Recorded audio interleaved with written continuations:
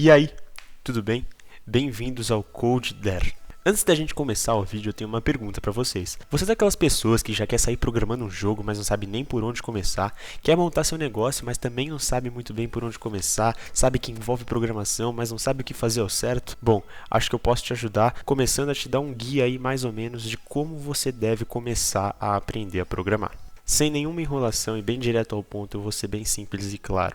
Para você começar a aprender a programar, você precisa aprender um negócio chamado lógica de programação.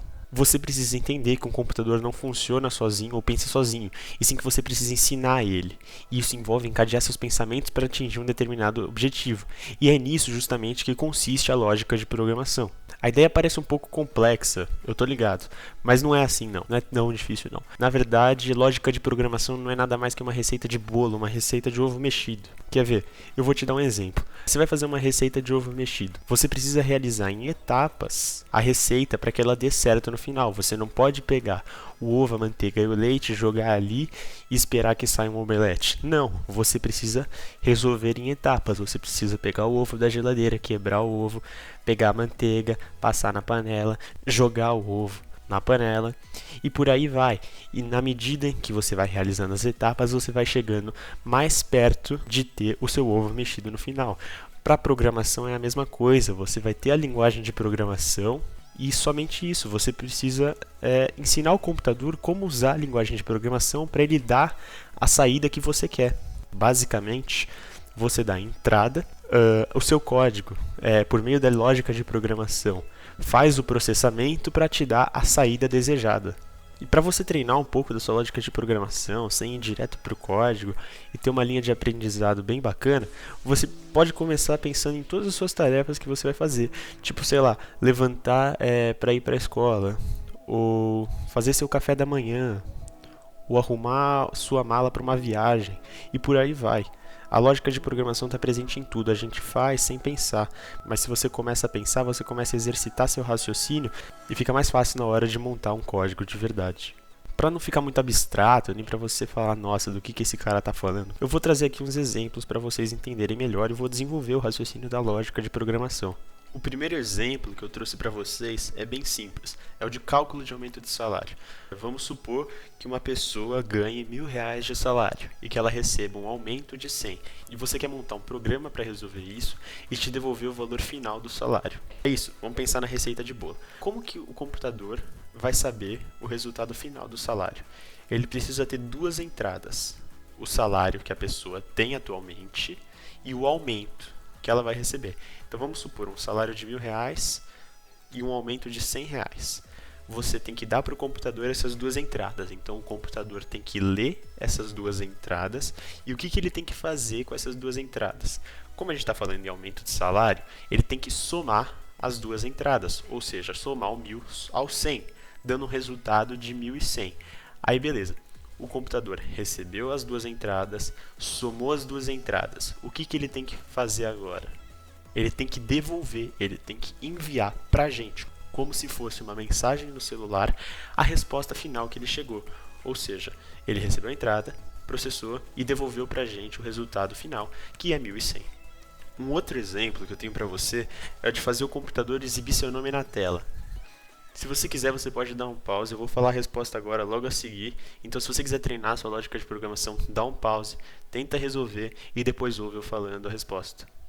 Para que um computador exiba o seu nome na tela, ele primeiro precisa saber qual é seu nome. E como ele vai saber qual é o seu nome se você não deu o seu nome para ele ainda? Bom, então a gente precisa de uma entrada. Essa entrada vai ser o seu nome.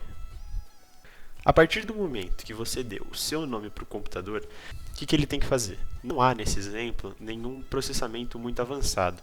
Ele só tem que pegar a entrada que você deu e jogar essa entrada na tela. Ele tem que devolver. A resposta que ele vai dar, o produto final, vai ser o seu nome na tela. Ou seja, então, você deu o seu nome para ele por meio de uma entrada, ele pegou seu nome e jogou na tela como processamento e saída. É bem simples. O último exemplo, e um pouquinho mais difícil, vai envolver um conceito de algo que na programação a gente chama de variáveis. Uma variável nada mais é do que uma forma de a gente armazenar uma determinada entrada que a gente deu para o computador. Ou seja, se eu tiver uma variável chamada idade, eu posso dar qualquer valor numérico para essa variável. Eu posso botar 5, 10, 15, 25 e o computador vai armazenar isso para fazer o processamento depois que vai gerar o resultado final. Num programa, você pode ter quantas variáveis você quiser, desde que elas façam sentido e que elas tenham alguma utilidade. Saindo um pouco agora dessa definição de variável e voltando para o exercício é o seguinte: você deve desenvolver o raciocínio de lógica de programação para um programa que calcule a soma de 3 variáveis e devolva o resultado para você.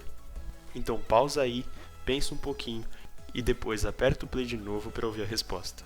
Bom, para esse exercício você precisa definir 3 variáveis, que eu vou chamar de x, y e z. Essas variáveis vão receber a nossa entrada. Vamos supor que a entrada para a variável x seja 1, para a variável y seja 2 e para a variável z seja 3. Nisso, a gente já resolveu a primeira etapa da nossa lógica de programação, que é a entrada.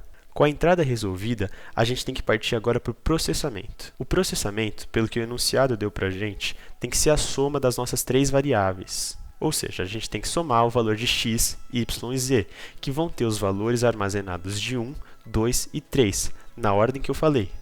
Somando as variáveis, o nosso processamento vai ter um resultado de 6, que é a soma de 1 mais 2 mais 3. Bem simples.